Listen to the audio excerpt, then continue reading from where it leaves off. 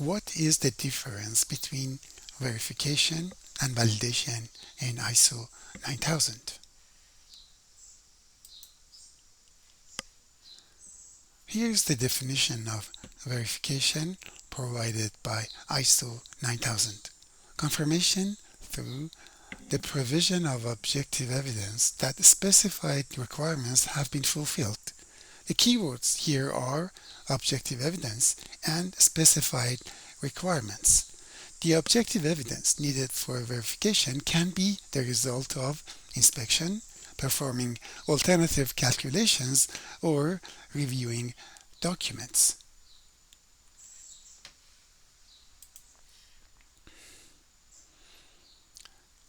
Qualification process. The activities carried out for verification are sometimes called a qualification process. Verification process is the same as qualification process.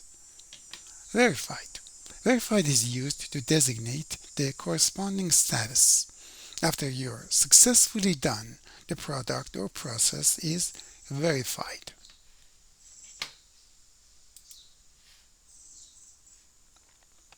Let's use pen as an example. When you design a pen, you decide on its overall length.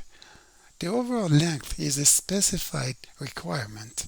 A drawing of pen would show the overall length with a tolerance. Let's say the length is supposed to be 150 millimeters or 6 inch with a tolerance of plus minus 1 millimeter or 40 mil. Maintaining the overall length is important because the pen needs to fit inside a packaging case. It won't fit if it's too long. It would be too loose if it was too short. So how is the verification done in this case? When you have the first sample, you measure or inspect the length. If it is between 149 to 151 millimeters, the product is verified. You will need to record the measurement in the document as an evidence that the inspection as part of the verification process has been done.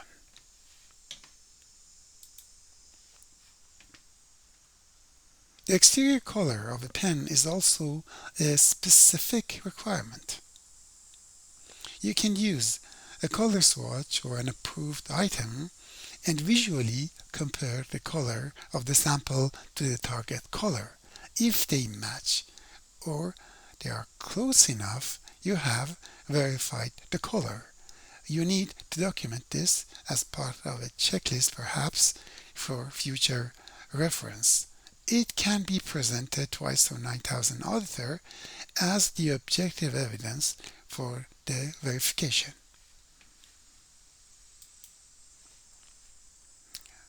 And here is the definition of validation provided by ISO 9000. Confirmation through the provision of objective evidence that the requirements for a specific intended use or application have been fulfilled. The keywords here are objective evidence, intended use, and application. The objective evidence needed for validation is the result of a test or other forms of determinations such as performing alternative calculations or reviewing documents.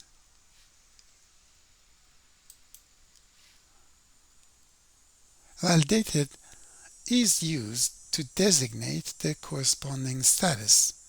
After you're successfully done, the product or process is validated.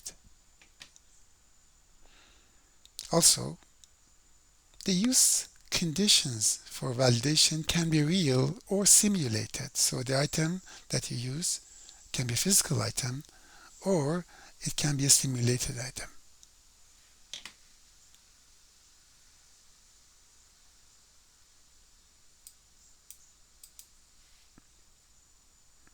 Again, we'll use pen as an example to clarify the validation. The intended use of a pen or its application, in other words, is writing. You can try the first sample and test whether it writes as intended. Another aspect of intended use is to write for a defined length of time or intended lifetime of the product. That can be estimated by the amount of ink used in the pen. To verify, you can measure the weight of the ink or the length of the ink in the tube and estimate its life based on previously known criterion.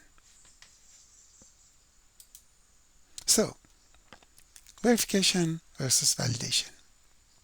Verification is to confirm that product or process is what you want it to be, while validation is to confirm it does what your customer wants it to do. The two are related but are not the same. In both cases, you need to record how the confirmation is achieved so it can be retrieved later for reference. It can also be presented to an auditor.